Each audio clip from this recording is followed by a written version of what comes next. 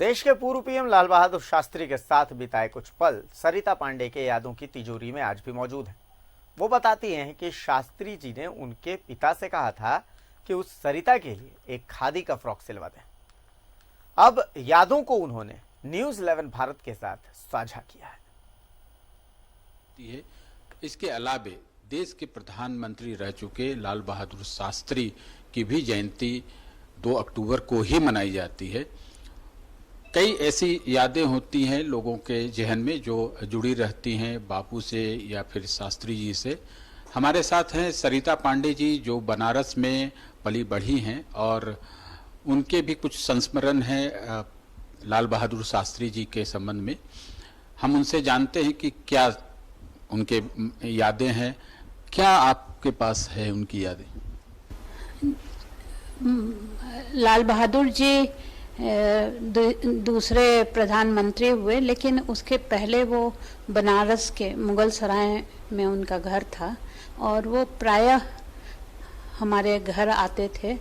और मेरे ताऊ जी कांग्रेस के वरिष्ठ नेता थे, उनके साथ उनका आना जाना था। बीच में उनकी एक बार तबीयत बहुत ख़राब हुई तो उनको अपने घर पर रखे और हमारे पिता चूँकि डॉक्टर थे तो उन्होंने उनका इलाज किया और 6 महीना करीब लाल बहादुर जी हमारे आवास पर रहे, हम लोगों के बनारस में। देखिए उनका जो नारा था जय जवान जय किसान का नारा था और हमको याद है हम लोगों ने बाद में सोमवार का व्रत रखना शुरू किया। गांधी जी ने लाल बहादुर जी ने प्रधानमंत्री रहते हुए कहा था कि एक टाइम का अनाज आप लोग छोड़ दीजिए तो देश के अनाज की कमी पूरी हो जाएगी, क्योंकि अमेरिका से उस समय गेहूं आयात होता था। हमारे देश में गेहूं का उत्पादन उस समय सचमुच देश में अनाज की कमी हो गई थी। तो आप आज भी वो सोमवारी जो इसको कहते हैं लोग फॉलो करती हैं क्या? जी।